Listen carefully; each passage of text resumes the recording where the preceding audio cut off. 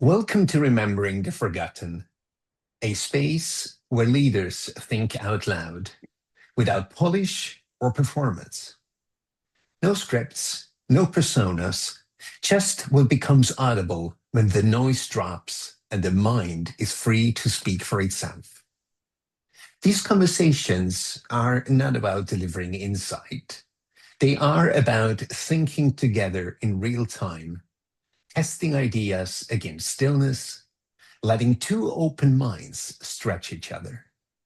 The intention is simple: to create a space where clarity can emerge and where listeners don't just consume perspectives, but feel permission to engage their own thinking more honestly. Today, I'm joined by Russell Johnson. Russell has spent decades working with people whose careers look successful on the surface, yet quietly feel constraining from the inside. What stands out, it's only his experience at the highest executive levels. It's the way he understands what happens after achievement stops answering the deeper questions. This isn't a conversation about job hopping, resumes, or chasing the next rung. It's about what happens when a career no longer reflects who you've become. When clarity replaces momentum, and when alignment matters more than status. What matters here isn't ambition, it's authorship. The kind that lets decisions emerge without pressure and direction take shape without forcing outcomes. And with that, welcome Russell to the show. Thank you very much, Marcus. Very good to be here. Thank you for the very kind introduction. You're very welcome. So before we begin, when I speak of coherence, I'm pointing to a state where nothing inside is in conflict. Body, thoughts, emotions, and action aligned, moving as one. No push, no urgency, no fear driving the moment. And when I speak of stillness, I don't mean silence. I mean the part of you untouched by expectation or performance. The place that knows before the mind tries to manage. That's the ground I'd like us to meet on today. That sounds great to me, Marcus. That's ground that I have been working on mastering myself for a very long time, and life gets richer as we do. That's my experience of it. And I was so happy to hear that at the tender age of 84, right? You're still absolutely active. That's amazing. Yep. So, Russell, so let me ask you one question. Where can you just be yourself, untouched by expectation or performance? Where can I do that personally, or where can you be just yourself, untouched by expectation or performance? Well, I aim to do that in everything that I do. I aim to be just present in the moment, open to whatever the moment holds, and to express, I guess, my conception of humanity at its highest is that we are here for each other. We're here. If we're here for ourselves, we create a narrow little universe of possibilities, and it just the ego gets control, and the ego leaves us unpleasant, feeling things that are unpleasant. That's the best way I can put it for the moment. If we think instead of, what have I got to give right now? What can I contribute? Then if we can't contribute anything, that's absolutely okay. If we've got nothing to contribute, then we can just enjoy being.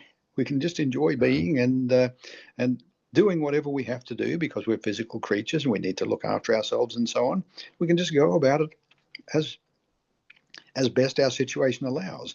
You mentioned that I'm 84, and at 84, I mentioned I have some arthritis that's going to require a hip replacement in the near future. Mhm. Well, I'm sort of indifferent to the whole thing in a way because I can say, well, it is what it is. I'd rather have the hip that Mother Nature gave me. I'd rather keep it for the rest of my life, but it's Mhm. ceased to serve me well, and so it doesn't matter. It just doesn't matter. I'm not here for physical things. I'm here for something more than that, and that's what I think that to me is what enriches life. Once we recognise that we're here for something more than that, and our work or our jobs, if we've got a job, then it's not just about how do I pay the bills, how do I meet expectations. If we can't meet expectations, we should be working somewhere else, for instance. That's just Mhm. one simple little take on the whole thing. So for me, it really is just about being able to relax every day, every moment as far as possible, except when we slip, and then we realize that we slipped and we got ourselves into ego mode in some way or another. Mhm. This is an amazing aspect just to move into the ego aspect. As I recall from our conversation we had and from the people who I had conversations about who know you really well, you are a relationship guy. Yep. What would you say is one of the reasons why people are so much exposed to noise instead of stillness? Why they are not coherent, but chased by all the stuff that's going on out there? Do you think it has to do with ego? You said before that being interested in somebody else is almost like a medicine Yes. because it takes Yep. you out of your egotistic whatever you want to call it. Yep. So tell me a little Yeah. bit more about that because you have been on this planet for quite some time, so Yes. you must have Yes. experienced quite a bit. I've been on this journey for a very long time. I I don't know where to start here, Marcus, but I'll just comment here that I I was a very sickly child, and it was questionable whether I was going to grow up or whether anything like that. So there was always I suppose, in my mind, a bit of a sense of I better find out what I want to do here as much as I can, as soon as I can, because who knows how long I'll be here for. Mhm. And so because I was so sickly, I spent an awful lot of time at home, spent an awful lot of time in bed. There was a set of encyclopedias at the time, and this is a very long time ago, as you'll understand. Most people won't have even heard of these encyclopedias, I would imagine, just called the I Children's think Encyclopedia. Say that again? quite thick books, right? Yes, yeah, quite thick books. Yes, there were a very large set of them, and I devoured them over early years.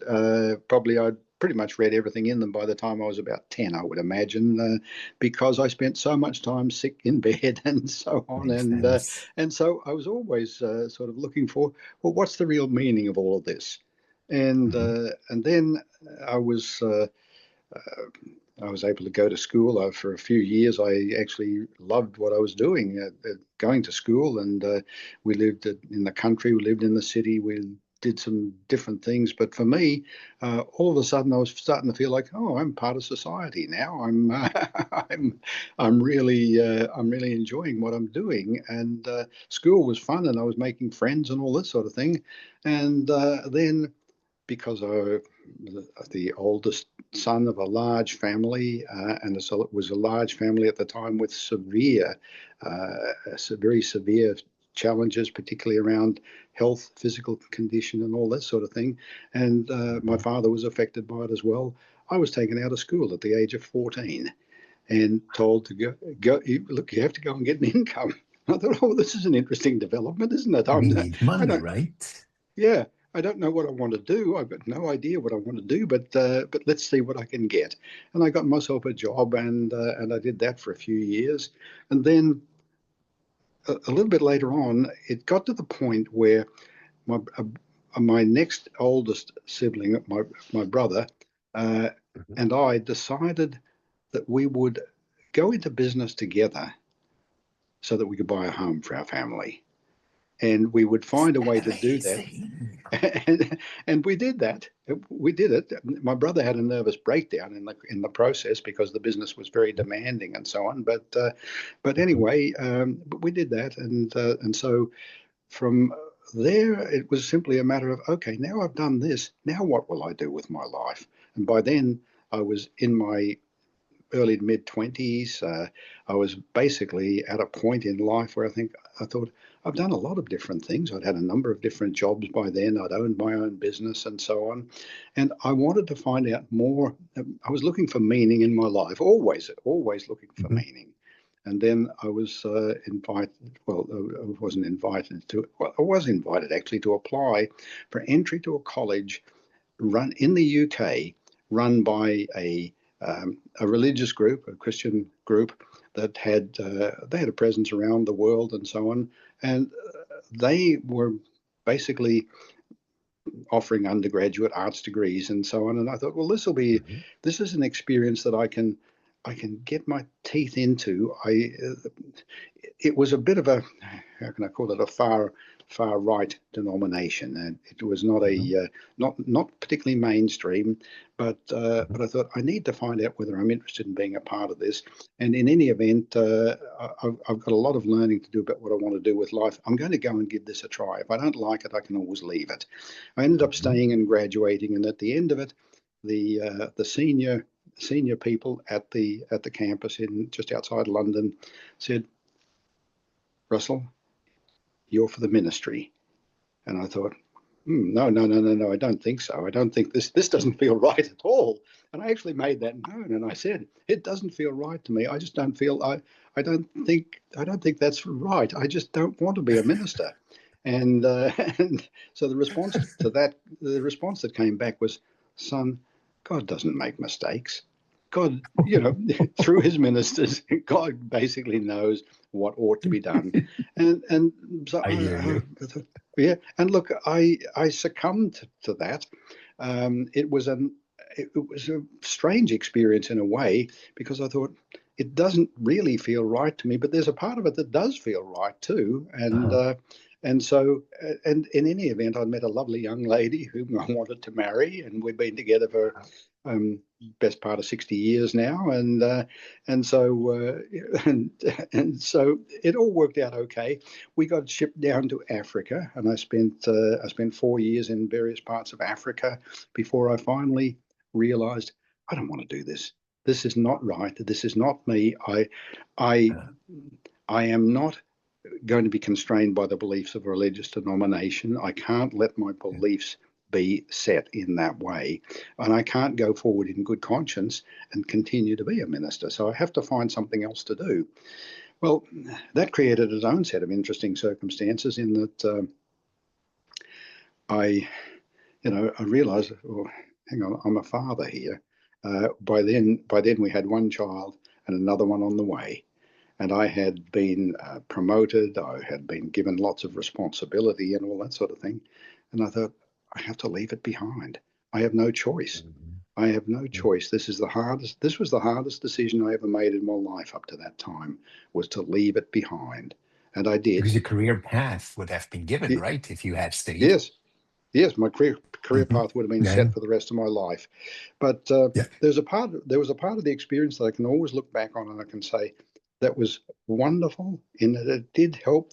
There's a uh, I don't know if I can remember this, but there's a quote from Margaret Mead, the famous anthropologist, that comes to, it's sort of in the back of my mind at the moment, and reminds me of something interesting that she once said, where one of the greatest things, one of the most valuable things that have can experiences that can happen to somebody is to have a religious conversion and then get over it.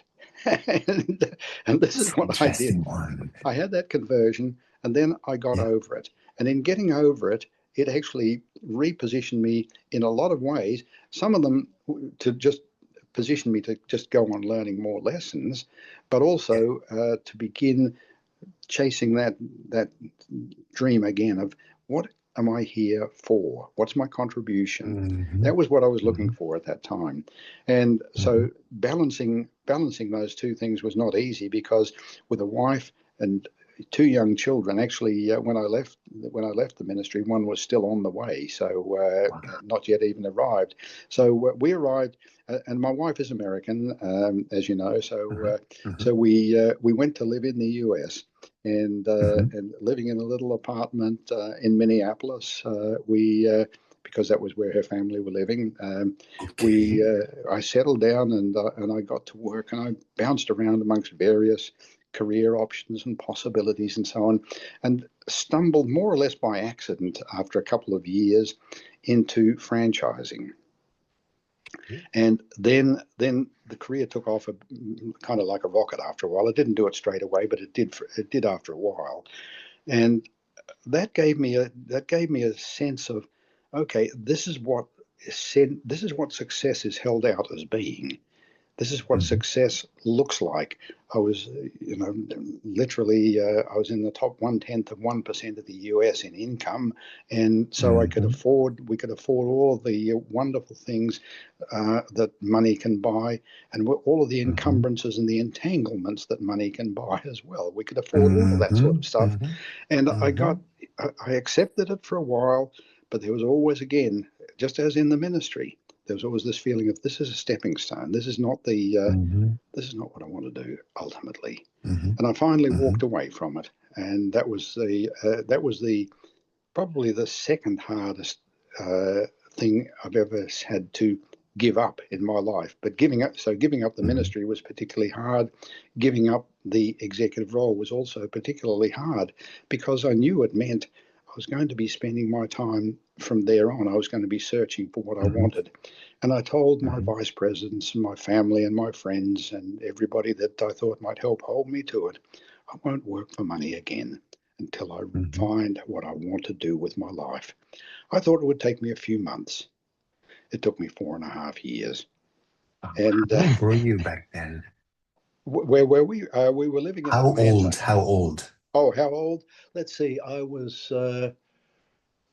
Hmm, I tried to resign. Add a little more to the story here. I tried to resign at age 45.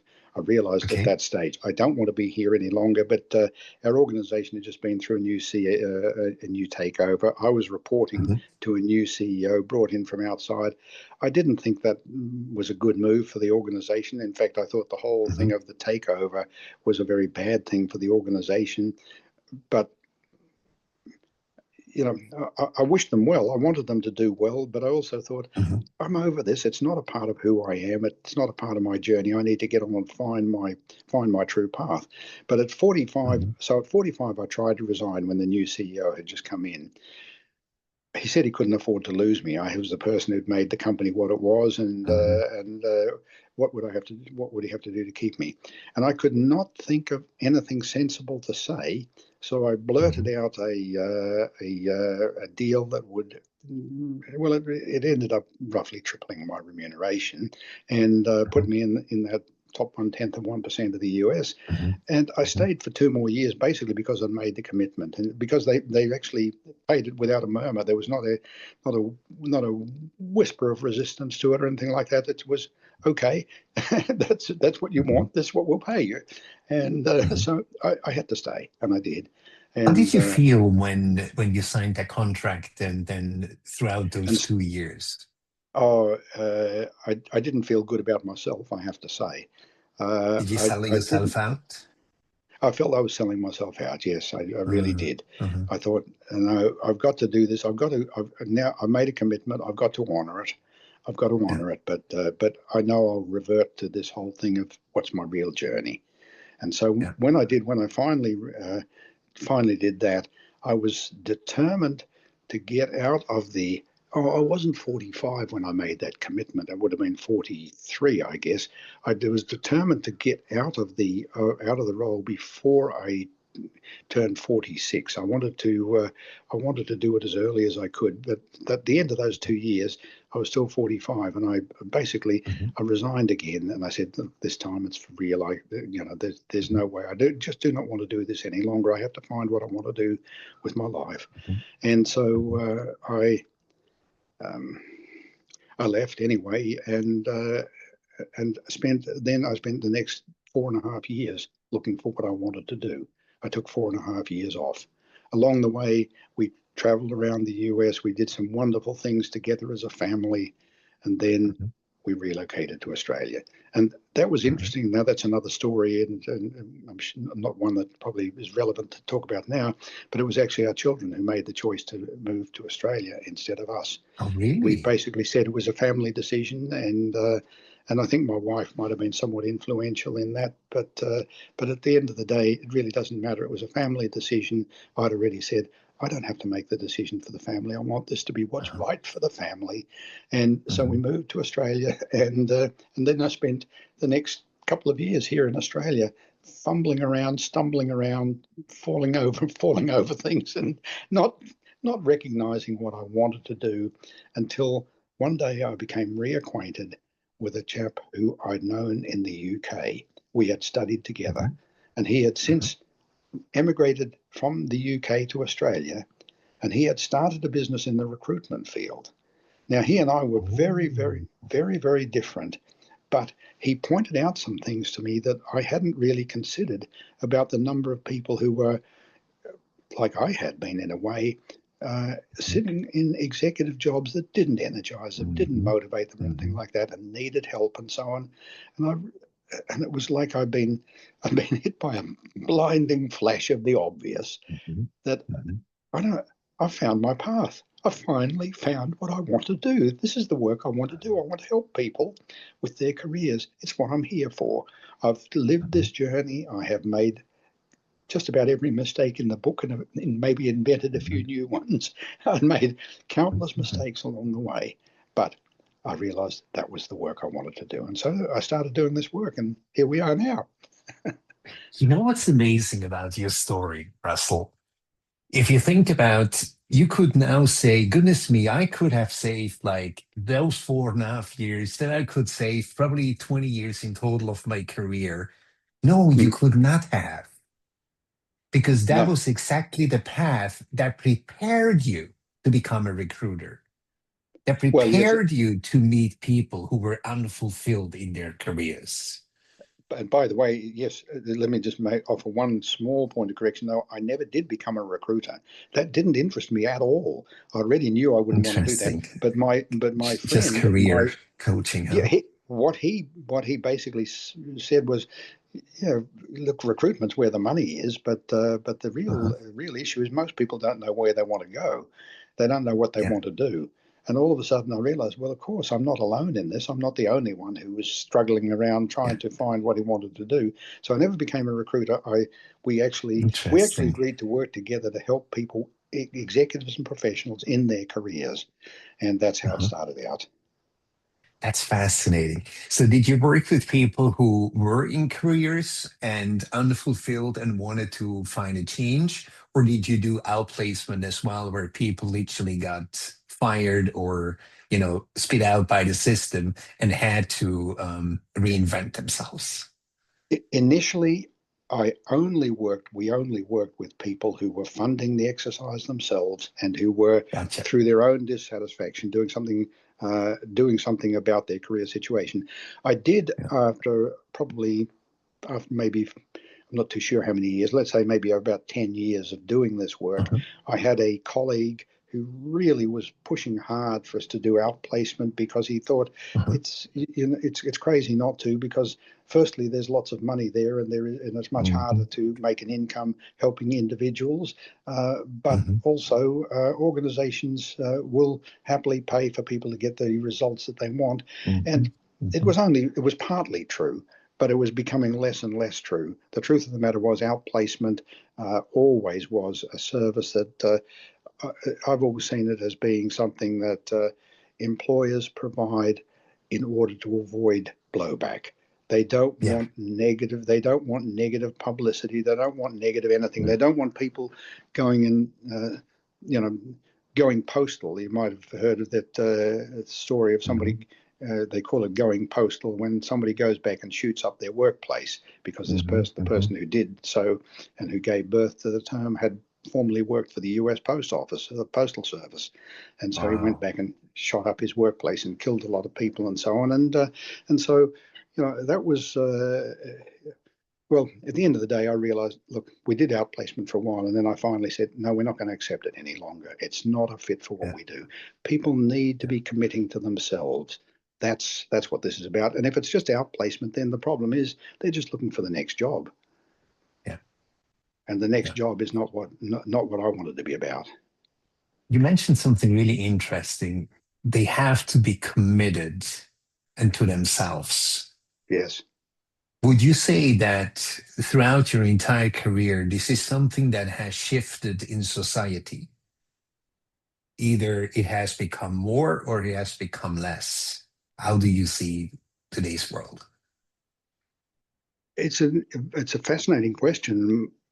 I can't say that I've really given it any deep thought, Marcus. To me, it comes and goes to a certain extent. People will tend to think more altruistically if they don't feel under pressure. And Hmm. so we've had periods where I think in the 33 years that I've been doing this work now, I think I've seen periods where it seemed to me that more people were interested in, were seeking altruistic pursuits and so on.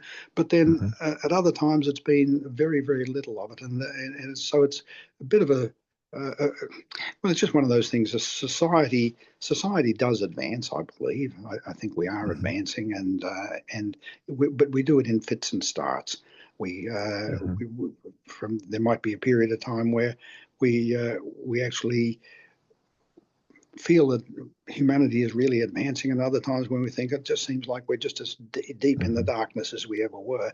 But I do think Hmm. now is such a time where we are seeing at least a larger subset of people, small still, but a larger subset of people who are being propelled by circumstances into thinking about the question, what am I really here for? What do I Hmm. want my life to stand for? And Hmm. and some of them will just surface themselves. And basically, I had one chap just I spoke with him just a couple of days ago. The man was a dean at one of the Australian universities and had Hmm. been a client of ours Hmm. several years ago, a few years ago, and his career went on and flourished after that he worked with us, after we helped him. But he realized at that time, this is not forever. This is not what I want to do. He's Hmm. now got a couple of pursuits where he's actually working to improve and advance society in one way or another. And he said he wanted to come in and he wanted to take on a role with us, doing some work with us if we have Oh. room for him. And so he contacted me out of the blue, and he just said that he had he had before ever working with us, he had talked with a lot of people working in this space, but we were the Hmm. only ones that he got that it really resonated with Hmm. him in terms of what we do and so on. And so now he would like to work with us, and I think there's very good likelihood that he will be able to work with us, and we will be able to expand and help Hmm. more people and so on. And so I don't know whether I'm answering your question very well, and perhaps there isn't enough of a question to really matter anyway. But when we come down to it, I think society advances in, as I said, in fits and starts. We go forward a little bit, and then we go backward a little bit. And some parts of society will be advancing while others are declining. But we've got the with all that's happening with AI at the present time, Hmm. and all of the international tensions and challenges that the world is facing right now, it seems, in some respects, to me, that this sort of thing does cause more people to think in terms of, I want to at least do something while I'm here to help leave the Hmm. world a slightly better place than it was when I arrived here. I want to do something that's constructive. It's interesting. You might be familiar with the actor Will Smith. I have never watched one of his movies, but I know his name. So he has now a show, I think it's a seven-part series about almost like the pursuit of purpose and happiness. Oh, okay. Yep. And on the last episode I watched, he said something really telling. He said, I am one of the, I would call them most successful actors Hmm. with the biggest pursuit of happiness in regards to money, possession, thrill, whatever you want. Hmm. So he went on and on and on and on. And then he got very quiet and almost cried. And he said, and none of it brought me happiness. Right. None. None. And Yeah. I believe this will be a new epidemic, Russell, which we're going to Yep. face. Yep. That people say, is this it? It can't be it. There must be more. Yes. And the more, as we both agree, is not in the outside, is not what we amass. The Uh, more is in mm, here. yes. And and I believe, why I ask you this question is, as you know, we're living now in the US, and what I just realized is there's quite a huge margin of people in management who kind of almost handed over their fate to their employer, Yes, indeed. right? Yep. And if these people actually start to think, is this it? Or is there more to my life? Mm, And then only say one thing, what if there is? Because there is something interesting. To remember when you go back to that time when you ask yourself those questions, did you realize that something inside you was actually starting almost a conversation, a dialogue with you? oh, yes, I think so. I think that's fair to say I did. Something inside me was starting a conversation with me.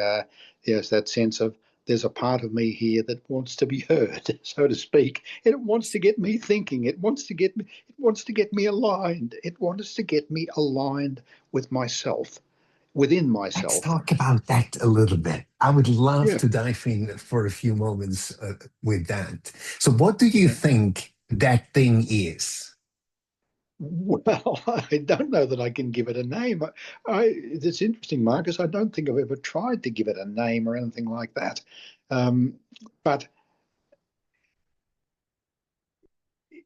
there's a part of us that wants us to be integrated, whole, and Mhm, complete. And we know it. We actually know it deep down anyway. I think most of us understand that in some way or another, if we're not being true to ourselves, if we're not really being absolutely true to ourselves, we'll suffer in countless ways, including mhm, health and well-being and relationships and all the rest of it. We'll suffer in mhm, regard to all of those things. But when we find the part of us that's missing, or the part of it that's part of us that's disconnected, when we find that, uh, then things will just go as well as they should, and health mhm, problems will tend to take care of themselves, and energy and well-being will be just our natural support in the days and weeks and years ahead, and so on, because we're doing what we want to do. I don't know that I've got mhm. a name for any of it or anything like that, but there's a natural But pull there is towards trying to something, find. right? Yes, yes, indeed. There is something because there is this theory which quite a few people believe in that when we're born, we forget who we are. Yep, I yep. personally do not believe that. No, I no, no. believe when we're born, there is a inner knowing, there is a set of seeds. I call them executive functions like courage, Mm, all this kind of stuff. And the seeds only need to be nurtured. And I have the feeling, Keith, Russell, that you actually have nurtured them yourself by mm, having had to be so much by yourself, yep, studying all the encyclopedia, and probably ask more questions about life and the universe than yep. all your friends together, right? Well, yeah, probably. I certainly have been. I've been that way, and I've been okay with it, and I am okay with it as well. To me, it's sort of, uh, if we can take a biblical analogy here for a moment, the pearl of great price. The pearl Mhm, of great mhm, price is something that it's so precious that it's worth whatever it takes to acquire yeah, it. The pearl, of yeah. course, is it's not a physical thing. It's we can name aspects of it like wisdom and so on. Wisdom, Mhm, peace, mhm, joy, love. They're mhm, I don't want to get religious about it because I'm not a religious man in any sense of a denomination or anything like that. But the idea that the it's spoken of in the Bible as the fruits of the Spirit, love, mhm, joy, peace, thought, these sorts of things. When we find who we really are, when we engage with mhm, that, those things just mhm, come to the surface. They bubble up to the surface and they reflect themselves mhm, even in things like our health. mhm. 'Cause, that's the beauty about when I talk about stillness. When Mm, we decide to really listen to the answer of what if yeah, there is more, yeah, it actually starts talking with us. yep, Some call it God, some call it universe, some call it soul, some call it yes, intuition, whatever you want to call it. In the end, it is in you. yes, And it's basically waiting. I'm a little bit pressed now to finally shut up and to listen to it, yes. right? Yeah, absolutely. Yeah, just shut And up and this is listen. what I want to encourage everyone who listens to this show to really dare to ask this question. What Yeah, if I'm yep, in right now, just as Russell said, is not it? yeah, There is more. yep, Ask yourself, what if there is more? Because that itself lowers the temperature and the noise radically. yeah, And that thing, whatever you want to call it, suddenly starts going into communication with you, yeah. which is absolutely beautiful. So here's one more question before I come to the end, Russell. Mhm. You said you intend to be in that stillness and coherence as much of the time possible, Yes, right? yes. When you're being pulled out of it, what kind of things could that be? And more interestingly, what helps you to come back to stillness again? Okay. So what could the things be that would pull me out of it, you mean, first of all? Mhm. Yes. Yes. Um, okay, so stresses of the moment, stresses Hmm. of the present time. If, for instance, and I make a small amount of income by comparison with what I used to in the past. If Hmm. there's ever Hmm. any sense of, oh, well, we've got to pay for something here, and do we have the funds to pay for it? Anything like that. Hmm. That's a Hmm. stress that can pull me out of it a little bit.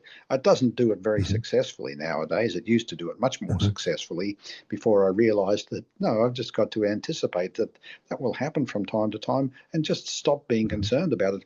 I think thinking abundance is one of the simple keys to Hmm. doing that. If once we get in the habit of thinking abundantly, we recognize there's no limit, there's no predetermined scarcity of funds or Hmm. anything for anyone. If we would all just recognize we're here for each other, there'd be abundance Hmm. for everyone. There would be that. Hmm.